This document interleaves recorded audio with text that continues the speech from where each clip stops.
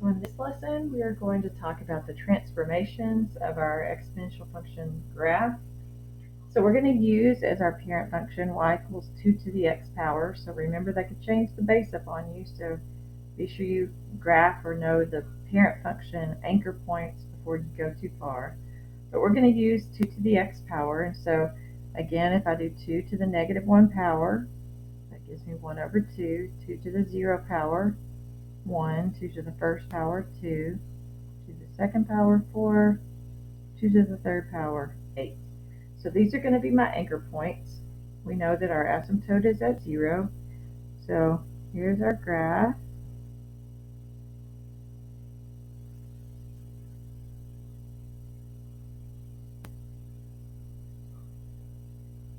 And that's the graph we're going to use to make our transformations. So this first one says that we want to reflect this graph across the x-axis. To reflect across the x-axis, you change the y's, and to change y, you just make the function negative. We've been doing that one a lot this year, so just negative 2 to the x would do that for us. If you want to make the changes in your graph, in your chart, then you would take all of your y values and make them negative. All right, so we've got negative 1, negative a half, 0, negative 1, 1, negative 2, 2, negative 4, and 3, negative 8.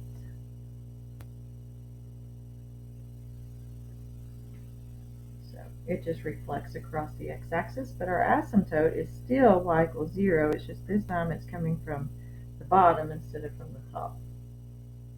So a reflection across the x-axis. Next, they want us to reflect across the y-axis. Well, to do that, you change the x's. We haven't done this one in a while, but to change the x, we just change the x in the equation. In our chart, if we change the x's, we would have positive 1, 0, negative 1, negative 2, negative 3, and the y's would stay the same as the original. And so this is what we would graph. We have 1, 1 half, 0, 1, negative 1, 2, negative 2, 4, and negative 3, 8.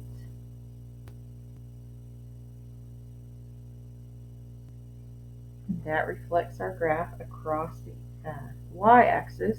The asymptote again is still at 0. Now you may recognize this as the graph of y equals 1 half to the x power that we did in our notes from the previous day. That's because if you look at this, remember that negative exponent, if we want to make it positive, we could just move this to the bottom, and we would have 1 half to the x power. So reflecting across the y-axis, we change the x, so it gives us a negative exponent. All right, on the back, we want to shift the graph down 3. And so we're going to take our original parent function graph, or equation, y equals 2 to the x, and subtract 3 on the end of that. And if you want to make changes to your table of values, we're going to be subtracting 3 from the y values. And so we still have negative 1, 0, 1, 2, and 3 for our x's. Our y values, we used to have 1 half here, and so we're going to subtract 3. We'd have negative 2 1/2. 0 was at 1, subtract 3, so it's at negative 2. 1, subtract 3. Oh, 0. Oh, wait, that's right.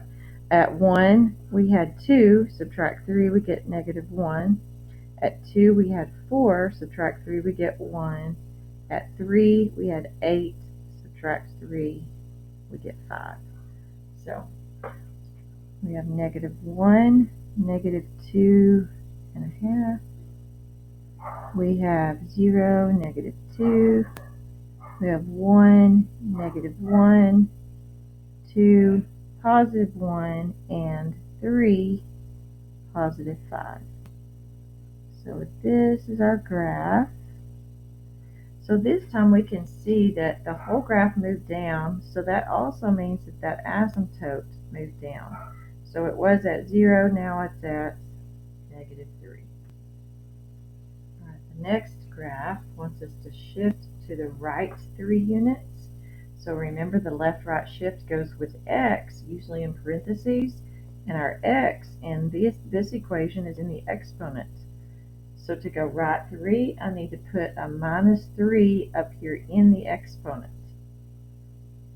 So whenever I'm changing my chart, if it's a minus 3, then I'm actually adding 3 to my x values. So negative 1 plus 3 would be 2. 0 plus 3 is 3. 1 plus 3 is 4. 2 plus 3 is 5. And 3 plus 3 is 6. And then we go back to our original y values. And so at negative 1, our original y value is 1/2. And then we had 1, 2, 4, and 8. So we have the point 2, 1/2, 3, 1, 4, 2, 5,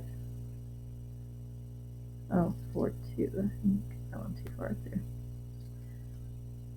4, 2, 5, 4, and 6, 8. So here's my function. And it looks like our asymptote did not change because we only shifted left and right, not up and down. So the only time that asymptote will move is when we do transform our graph up or down. So one of the other graphs that they might ask you about would be the absolute value. Y equals the absolute value of 2 to the x power. But if you remember, this makes all of my negative y values positive.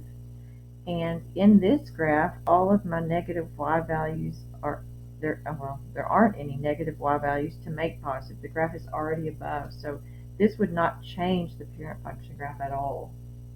So just keep that in mind whenever you're doing your absolute value graphs.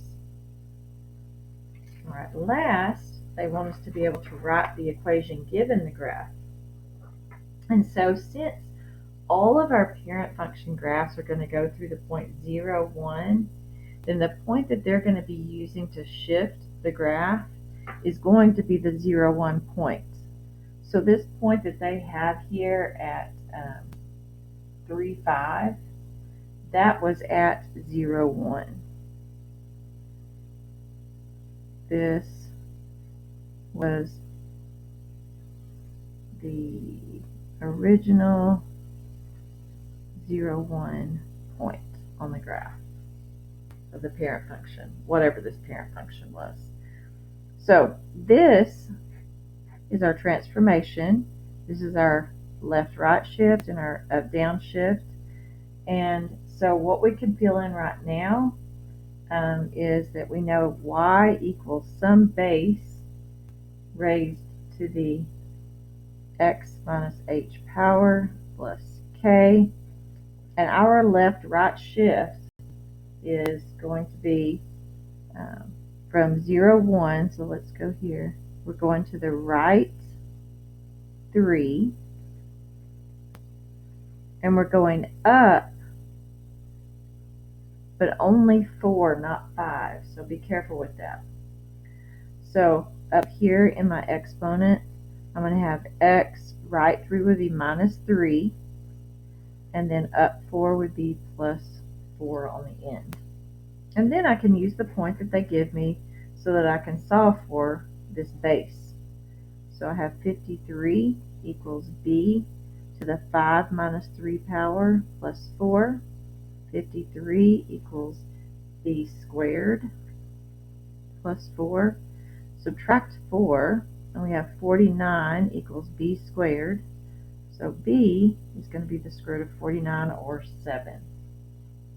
So my function is going to be y equals 7 to the x minus 3 power plus 4.